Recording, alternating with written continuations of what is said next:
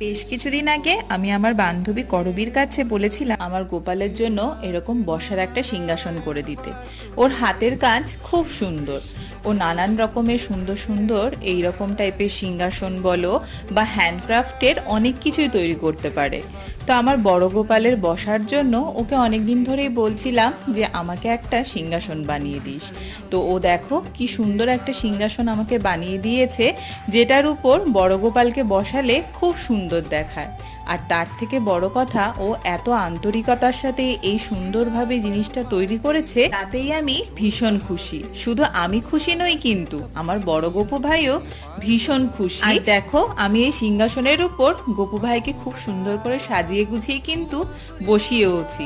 দেখতে কিন্তু অপরূপ সুন্দর লাগছে। তোমরা যদি এরকম সিংহাসন করতে চাও তাহলে অবশ্যই কমেন্ট করো, আমি ওর ডিটেলসটা তোমাদের সাথে শেয়ার করব। জানিও কেমন লাগলো। টাটা।